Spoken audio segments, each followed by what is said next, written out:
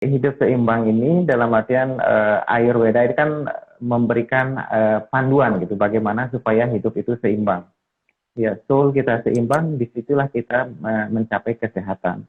Nah, sedangkan kesehatan ini kan sangat penting untuk kita bisa mencapai goal yang kita inginkan, di mana kalau di Ayurveda itu dibilang kita itu sebagai manusia memiliki tujuan utama disebut dengan dharma, tujuannya itu kita itu kebenaran tujuannya, kemudian wealth, salah satu tujuannya kekayaan, kemudian tujuannya kebebasan dalam artian bebas dalam bebas dari penyakit, dalam artian baik itu bebas secara finansial ataupun uh, intinya kita itu totalis sehat seperti itu. Karena itu goal dari support oleh Ayurveda.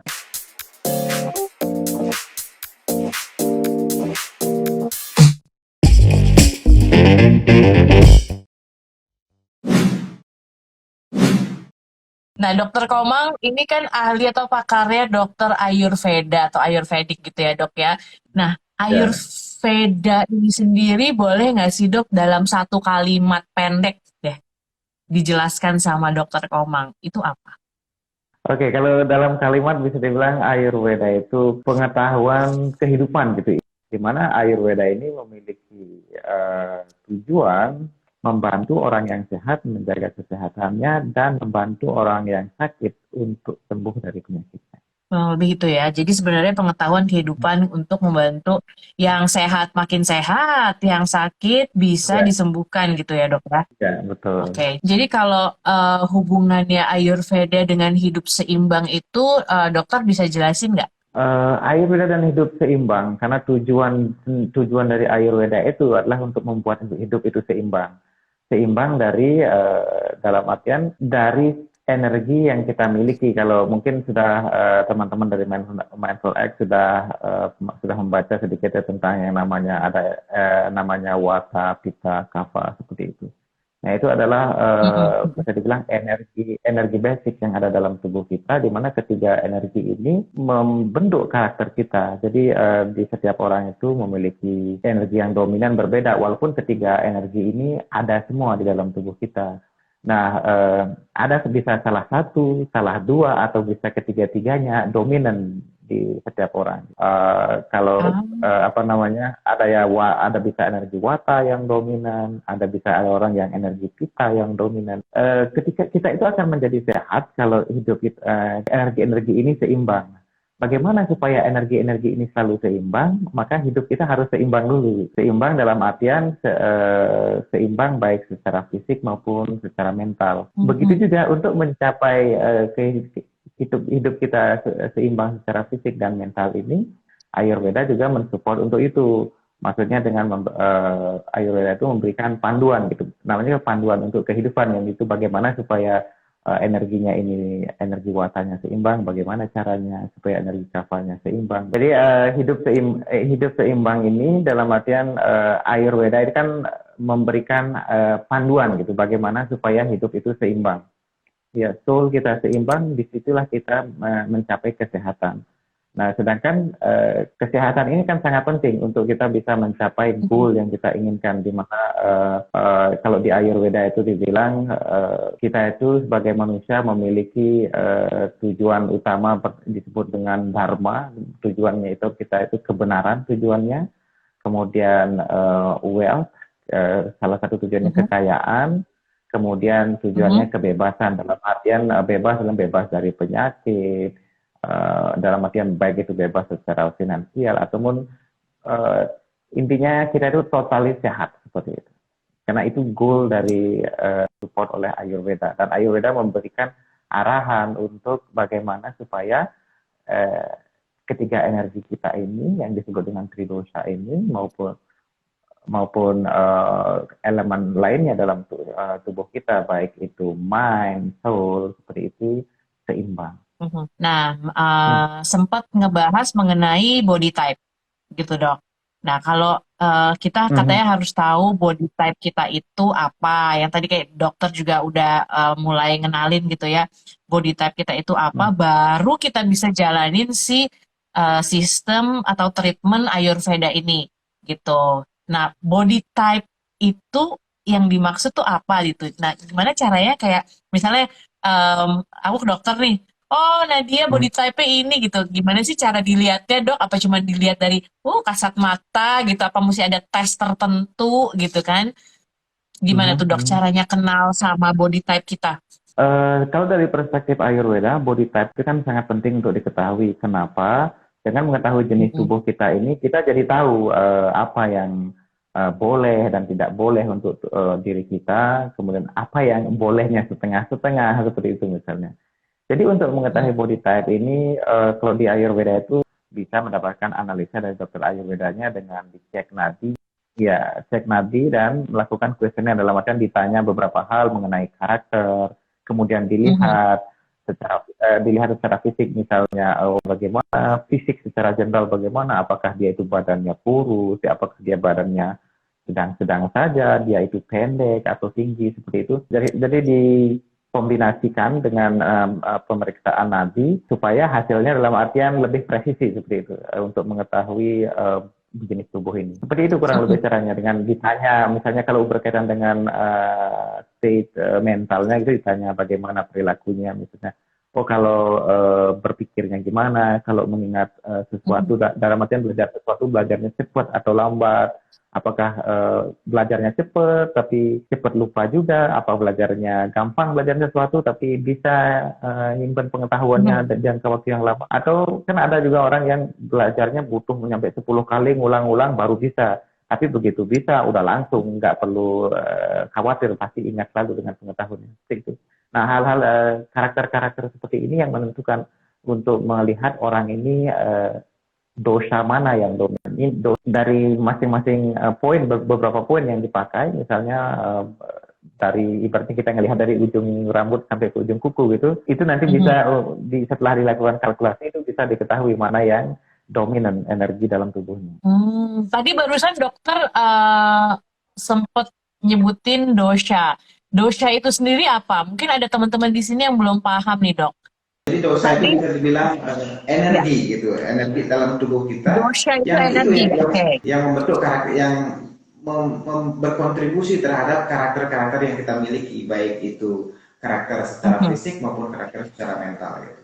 Karena dari Oke. masing-masing dari dosa ini memiliki karakter itu. Jadi ketika dia dominan di dalam tubuh kita, maka karakternya dia yang akan membentuk karakter kita seperti itu. Misalnya kalau Oh. dosa, misalnya kalau bicara tentang wata, misalnya dia karakternya dia dingin, kering, selalu bergerak, kemudian dia sangat kecil, seperti itu kasar, misalnya itu karakternya.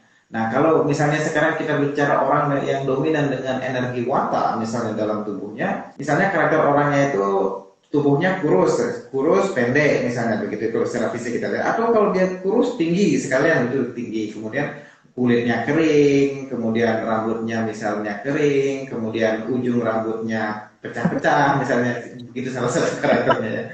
Kemudian kalau misalnya kalau bicara dari karakter lainnya misalnya kalau dia makannya keburu-buru, kemudian kalau jalannya juga keburu-buru, nggak bisa diem, suka ibaratnya kalau simpelnya itu kalau orang istilahnya sekarang tuh healing misalnya itu suka banget tuh healing tapi nggak betah di satu tempat lama, misalnya mau ke Bali, di Bali cuma 2 jam aja udah langsung ke Lombok misalnya gitu, nggak bisa diem di satu tempat lama.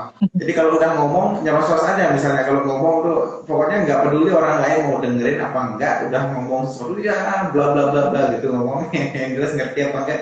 Intinya begitu ininya dia apa namanya terlampiaskan keinginan untuk berbicaranya itu udah nanti selesai ngomong dia udah selesai bahasannya pergi jadi merdeka sendiri gitu. Kurang lebih Bener ya, contohnya. banyak indikatornya banyak ya dok ya, dari cara makan, cara ngomong, Iya, cara iya bicara betul, gitu kan ya. Terus semua betul. bisa di ini ya, bisa dianalisa ya. Bisa ngecek sendiri nggak kita ini dosanya itu dosa apa gitu? Apa Bisa harus cek sendiri, ke dokter misalnya kan Ayurveda? banyak sekali ya website-website yang berkaitan dengan Ayurveda, misalnya yang memberikan kuesioner gitu untuk diisi, misalnya sesuai dengan karakter kita. Nanti kan di akhir itu ada kalkulasinya. Oh nanti hasilnya ini Wata, Pitta, Kapha itu bisa. Hanya saja terbatasnya mungkin nanti ketika kita meraba-raba pada bagian tertentu kita meraba-raba tuh tentang karakter kita karena ada bagian dari karakter kita yang kita nggak menyadari tapi hanya bisa dilihat oleh orang lain dalam artian orang terdekat kita atau oleh dokter Ayurvedanya begitu. Dan hasil dari analisa body konstitusi ini akan lebih presisi lagi jika dipadukan dengan pemeriksaan nadinya gitu. Jadi dengan dirasakan nadinya energi mana yang lebih dominan seperti itu. Tapi secara garis besar bisa kok dicek sendiri. Misalnya ya seperti yang di websitenya Amras ini kan ada tuh misalnya kuesioner untuk isi gitu. Nah itu bisa diketahui gambaran secara garis besarnya. Jadi setelah melakukan, setelah tahu gitu ya, melakukan analisa gitu ya, ada tesnya gitu. Terus kita tahu nih body type kita seperti apa. Nah dari situ baru kita bisa menjalani treatment Ayurveda dengan panduan si hasil tes itu ya dok ya. Bisa dibilang begitu, namun tidak sepenuhnya begitu juga karena treatment Ayurveda pada intinya kita tidak hanya berbicara tentang jenis tubuh kita apa, Vata, Pitta, Kapha atau kombinasi dari Vata Pitta, Vata Kapha, Pitta Kapha atau gabungan dari ketiga energi ini. Tapi treatment yang diberikan juga berdasarkan ketidakseimbangan dari energi-energi ini. Gitu. Misalnya, contohnya kalau berbicara dari perspektif jenis tubuh ini, misalnya jenis tubuh Vata, maka ada treatment-treatment yang berkaitan dengan energi Vata, misalnya treatment yang menggunakan media dingin misalnya itu tidak direkomendasikan karena karakter orang dengan jenis tubuh Vata ini kan sangat sensitif terhadap dingin karena dingin adalah salah satu karakter dari Vata. Jadi orang dengan jenis tubuh Vata ini biasanya gampang sekali dalam artian sensitif terhadap dingin, maksudnya tangan dan kakinya gampang dingin, gampang sekali menggigil. Jadi kalau di dalam artian dikasih exposure terhadap sesuatu yang dingin, justru akan membuat energi Vata ini semakin tidak seimbang, semakin bertambah gitu energi Vatanya.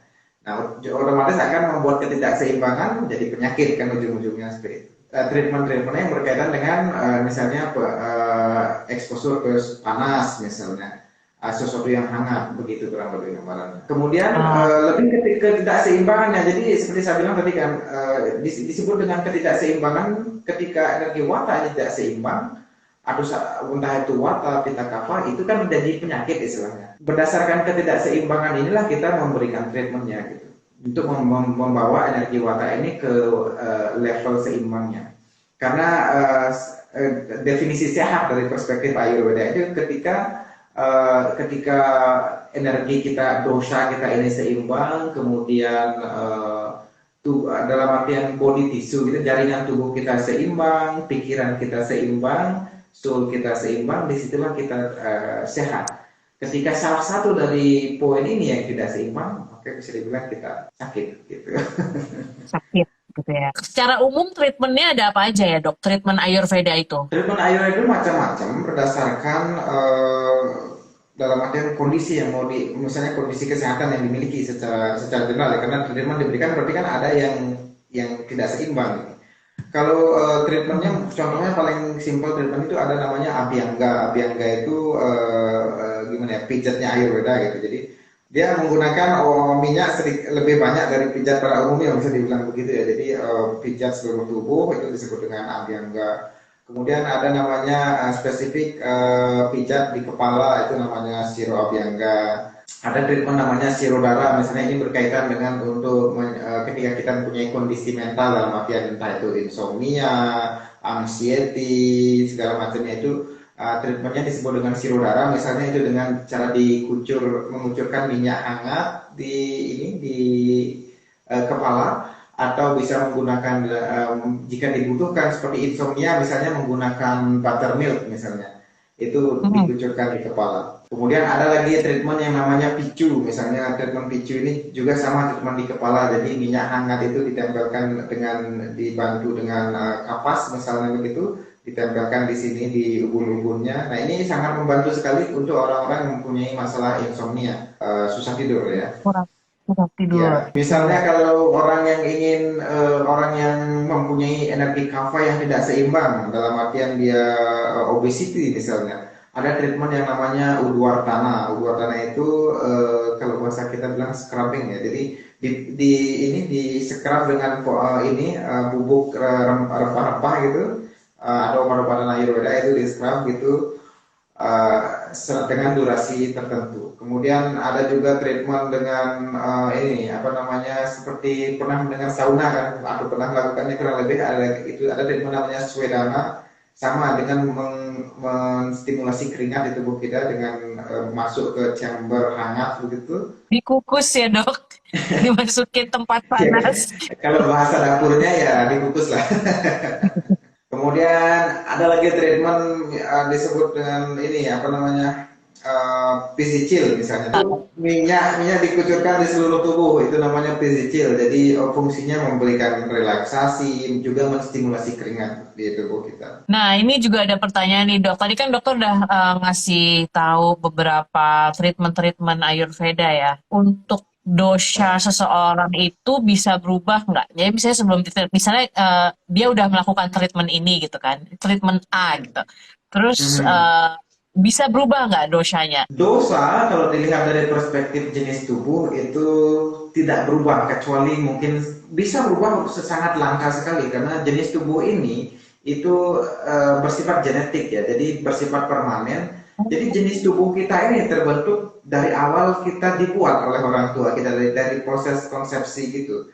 Jadi mulai dari bagaimana kualitas dari sperma, kualitas ovum dari orang tua kita, itulah yang berpengaruh terhadap dosa yang kita miliki, ya, yang menentukan jenis tubuh kita. Termasuk karma-karma dari orang tua kita ya, karma-karma terdahulu orang tua itu berpengaruh juga terhadap bagaimana karakter kita terbentuk nanti. Dan itu permanen dari kita sudah mulai terbentuk seperti dari zigot di kandungan ibu kita sampai kita meninggal itu nggak berubah.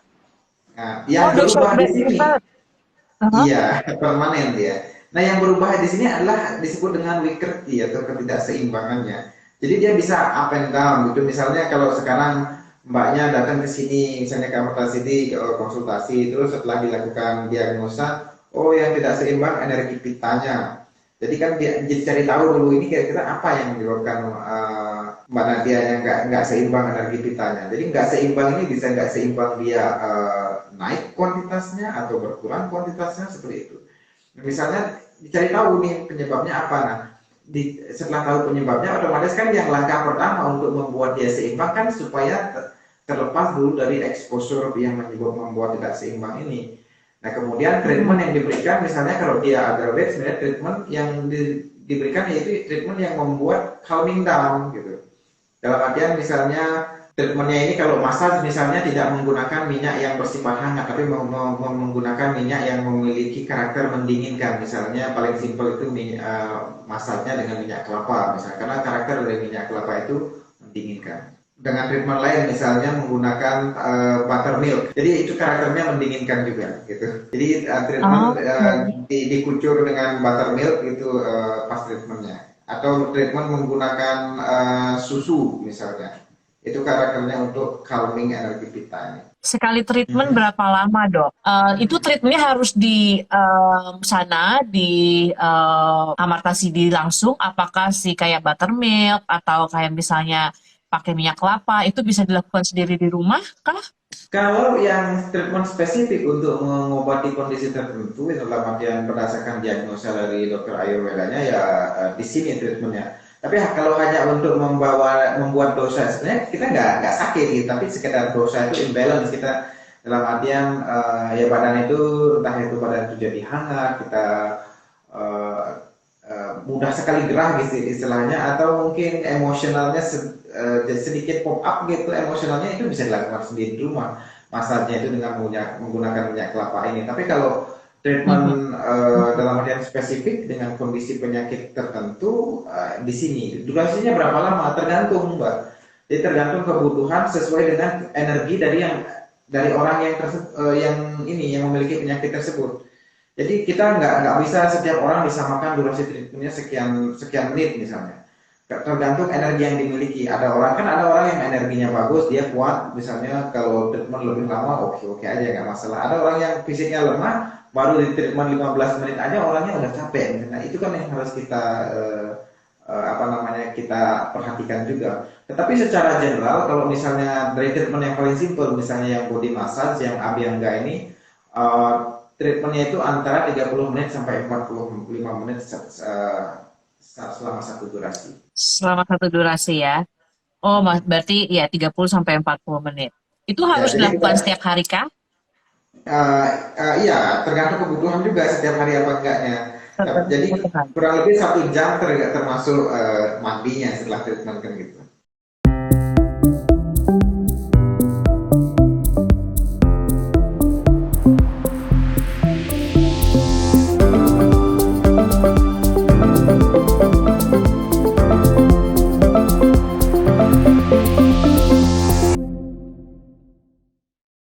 Gimana kita tahu bahwa dosha kita itu imbalance? Ada indikator tertentu nggak? Ada. Jadi kita tahu dosa.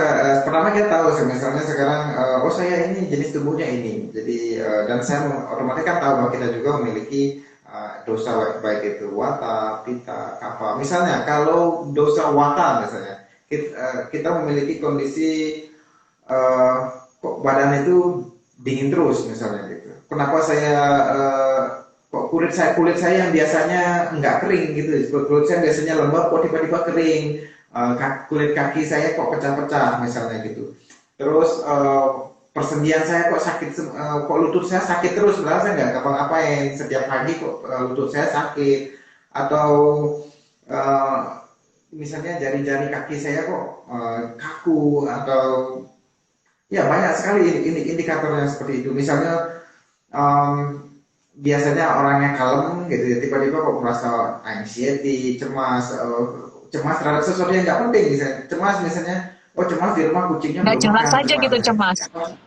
Aku kan cemas saja, terus yang ngerasa dagdikduk seperti itu, contohnya adalah itu dari ketidakseimbangan energi wata, bisa dibilang seperti itu. Misalnya secara Oh, secara gimana, kronik kita bilang, misalnya badan itu dulunya badannya misalnya dalam semok gitu, seksi lah gitu, atau pada ototnya nyembal-nyembul gitu. Tiba-tiba pelan-pelan gitu, kok tiba-tiba setelah hasilnya lihat kok kurus sekali, jadi tulang-tulangnya sangat prominent gitu, kelihatan sekali tulangnya nonjol-nonjol gitu, kan bisa dibilang itu mungkin ada indikator. penyakit apa, sebagai indikator bahwa energi wata yang tidak seimbang di tubuh kita gitu.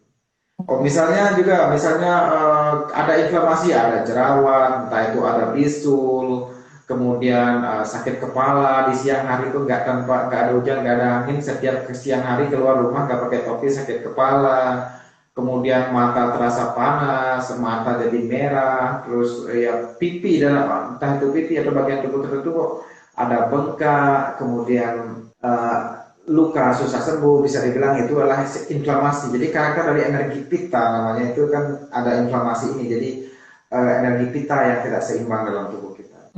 Oke. Kemudian contoh lainnya misalnya ketika sebenarnya orangnya nggak emang jarak apa namanya nggak gemuk-gemuk amat sih, tapi tiba-tiba badannya ya obesity lah istilahnya, karena mungkin kurang beraktivitas, kurang olahraga, berat badan naik, kemudian setiap bangun pagi selalu ngerasa capek, males bergerak, ibaratnya mau ke kamar mandi aja males, disuruh mandi males, disuruh ngapa-ngapain males, bangun tidur misalnya seharusnya bangun jam 7 ngelihat jam dulu, tunggu 5 menit lagi baru bangun, atau tunggu jamnya nunjuk setengah 8 baru bangun. Itu indikator bahwa energi kapha yang dominan di dalam tubuh kita, di mana karakter dari energi kapha ini yaitu karakternya dia berat, lembab atau berminyak, dia stabil, lambat gitu. Jadi energi kapha yang dominan membuat kita menjadi lambat dan malas untuk bergerak, dan obesity, ya, weight gain istilahnya. Oke. Kalau tadi lebih banyak ngomonginnya ke fisik ya dok ya. Nah sekarang tuh banyak juga orang yang ngomongin mengenai kesehatan mental. Apakah ada juga treatmentnya di tempat Amarta City Di secara tempat Ayurveda? Kalau secara Ayurveda kan di awal saya sempat bilang itu treatment yang berkaitan mental ini dengan menggunakan misalnya media minyak, misalnya dengan dikucurkan di kepala atau yang ditempelkan di kepala yang disebut dengan picu, atau pada kondisi tertentu menggunakan buttermilk untuk treatmentnya, Tapi secara klasik dari Ayurveda untuk orang-orang yang memiliki kondisi mental, treatment yang diberikan di Ayurveda itu secara general, secara klasik yaitu dengan ya tentu saja bergantung dari kondisinya. Sebab apa sebenarnya kondisi mentalnya? Ada yang hanya cukup dengan menggunakan treatment sirodara yang saya bilang itu tadi, atau kombinasi dengan treatment lainnya termasuk treatment pancakarma, baik itu jika dibutuhkan treatment wamana misalnya dengan vomiting atau muntah, treatment muntah, atau treatment wirecana dengan cara dibuat diare begitu, dan dikombinasi dengan treatment pancakarma yang lain seperti pasti misalnya dengan memasukkan obat dari dubur. Itu adalah beberapa treatment-treatment yang digunakan untuk membantu menyembuhkan orang dengan kondisi-kondisi mental. Kemudian treatment lainnya yang saya bilang tadi secara klasik Ayurveda itu yaitu pertama kita harus di Ayurveda itu kita ngajak orang itu untuk belajar sesuatu, mengenal sesuatu yang baru, untuk mengenali dirinya sendiri, termasuk ya dalam artian seperti kita belajar spiritualitas misalnya dengan yoga, meditasi, pranayama seperti. Nah itu yang kita lakukan di sini untuk membantu saudara-saudara kita yang membutuhkan bimbingan mengenai kondisi mentalnya. Jadi benar-benar kalau di sana itu dari mind, body, and soul ya dok ya. Betul. Karena kalau untuk kondisi mental itu lebih ke namanya psikologis kan. Jadi kita mengarahnya pertama kita bersihkan fisiknya dengan treatment pancakarma itu sendiri, yaitu seperti saya bilang dengan treatment muntah atau wamana jika dibutuhkan, treatment wirecana yang dibuat untuk diare itu jika dibutuhkan juga. Dan ini sangat efektif untuk pertama dibersihkan secara fisik, sangat efektif karena tubuh kita kan selalu terhubung dengan pikiran kita. Karena di dalam konsep Ayurveda pencernaan adalah sesuatu yang sangat penting. Jadi semua kondisi penyakit dalam tubuh kita, baik kondisi secara fisik maupun kondisi secara mental, itu dipengaruhi dari pencernaan kita. Kalau pencernaan kita sehat, bisa dibilang secara garis besar yang lainnya mengikuti, baik fisikal maupun mental sehat. Ketika pencernaan kita nggak sehat, nah ini dia misalnya, ibaratnya gini, kalau orang sudah makan nggak teratur kan gampang sekali tuh orang dengan jenis tubuh pita misalnya ada tipe orang yang jadi penyakit. Jadi orang dengan jenis tubuh pita misalnya orang yang memiliki pencernaan yang sangat bagus, bisa dibilang sangat over pencernaannya, jadi bawaannya lapar terus. Kalau orang pada umumnya sehari makan 3 kali gitu, laparnya 3 kali. Kalau orang dengan jenis tubuh pita ini bisa laparnya 4 sampai 5 kali. Dan kalau lapar ini nggak diikutin, jadi malu. Lapar terus dok. Kalau laparnya ini nggak diikutin, kan gampang sekali tertrigger emosinya. Jadi ibaratnya kalau saya sering bilang gitu kalau sama klien saya di sini, hunger make anger. Iya, benar dok. Kayaknya kalau misalnya kurang makan, aduh disenggolnya kayaknya udah naik ya, darah gitu ya dok ya. Kalau telat makan, semuanya bisa, termasuk fokus kita kan hilang. Misalnya kita sudah waktunya makan, tapi malah jam makan karena kita mungkin ada target untuk menyelesaikan sesuatu, otomatis fokus kita berkurang kan. Kita sudah fokus berkurang, kemudian nggak makan, harusnya makan, ada teman lewat nyenggol, udah pengen nampak aja kan gitu berarti. Jadi rasa lapar itu bisa sangat men-trigger emosi kita. Iya. Jadi kalau barusan juga dokter ngebahas mengenai kesehatan, maksudnya mental gitu kan. Nah dari si pengaruh body type ini ke fisik dan juga ke mental ya dok. Kayak tadi dokter bilang kalau lapar, emosi gitu kan. Kalau misalnya dosha kita sudah balance, apakah ada cara untuk maintain supaya jangan sampai miring lagi dok? Jadi tetap di maintain supaya dia balance gitu. Ya tentu saja ada. Jadi ketika orang dosa dalam artian dosanya balance ya memang dosa kita bisa dibilang setiap waktu ya, setiap detik, menit, jam, hari, minggu, bulan, tahun, up and down gitu ya. Disbalance, tidak balance lagi seperti itu. Jadi apa yang harus dilakukan ketika kita sudah balance, tentu saja pertahankan aktivitas maupun diet yang berkaitan dengan balance kita ini. Kita tentu punya apa Oke. namanya, punya diet tertentu, punya aktivitas tertentu. Misalnya kita punya wata dosa dominan dalam tubuh kita dan ini sudah balance, jadi kita ya dibilang dalam artian kita aktif tapi tidak overaktif gitu. Jadi orang yang dengan energi watanya balance bisa dibilang orangnya itu sangat cheerful, sangat antusias, banyak ide-ide kreatif. Dibilang dia suka dalam artian nggak bisa diam ya nggak gitu-gitu amat gitu. Jadi terkontrol lah. Jadi untuk membuat energi ini balance ya, contohnya diet misalnya ya dietnya yang sesuai dengan diet energi wata ini gitu. Misalnya kalau menghindari misalnya nggak makan makanan yang karakternya kering, misalnya kering dalam artian contohnya misalnya paling simpel suka ngemil keripik-keripik misalnya begitu ya, Gorengan dok, gorengan saya. misalnya. Atau minum kopi berlebihan. Ini karena sekali lagi energi wata ini sangat berkaitan sekali dengan karakter mental kita, di mana kita menjadi anxious gitu ya, jadi cemas, mudah gugup gitu, jadi enggak ya itu kan labil lah gitu ya, pikiran kita labil.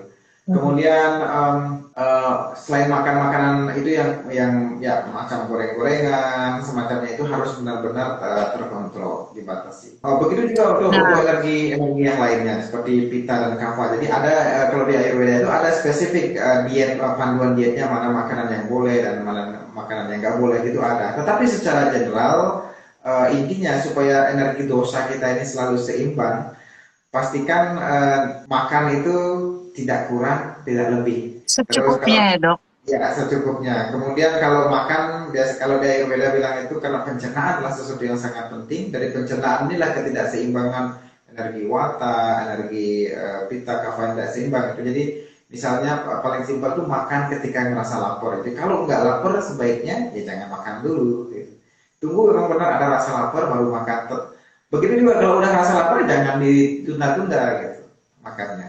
Jadi nggak ada kalimat nyemil gitu ya, kata nyemil gitu nggak ada ya dok. Ya ada Saya jadi malu. kalimat email gitu ya ada dalam artian tapi kan tidak dijadikan rutin gitu, tidak jadikan kebiasaan seperti itu. Jadi Ya.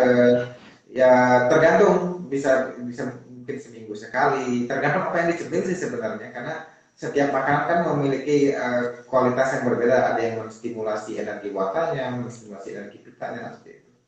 Begitu juga aktivitas, intinya aktivitas itu misalnya biasakan mempunyai rutin untuk melakukan olahraga, bangun pagi tepat waktu, berangkat tidur juga tepat waktu. Intinya dengarkan tubuhnya sebenarnya.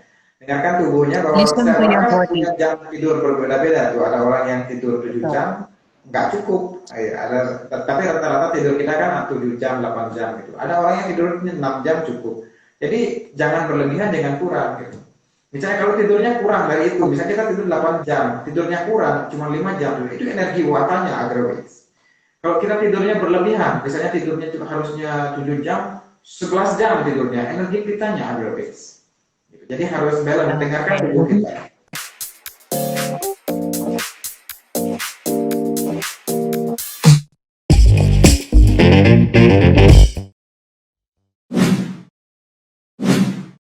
Ada yang mau disampaikan mungkin dari dokter buat teman-teman Mindful X semua? Ya, kalau untuk teman-teman yang ya mendengarkan sesi ini, yang mau saya sampaikan adalah pertama, terima kasih sudah tertarik untuk tahu tentang Ayurveda.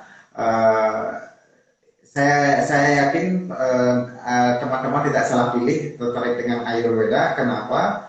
Dengan tahu Ayurveda, teman-teman akan menjadi lebih luas cakupan wawasannya bahwa ada di dalam kehidupan kita ini sistem di mana eh, energi dalam tubuh kita itu sangat berpengaruh, dalam artian energi elemen-elemen dalam tubuh kita itu sangat berpengaruh terhadap bagaimana kesehatan fisik dan mental kita terjaga gitu. Jadi Oke. tetap belajar ya. Saran saya sih lanjutkan pelajari Ayurveda ini sedikit demi sedikit. saya yakin akan mendapatkan banyak manfaat, baik dari segi menjaga kesehatannya maupun jika punya kondisi-kondisi penyakit tertentu, eh, Mhm. ya siapa tahu berjodoh bisa disembuhkan dengan Ayurveda.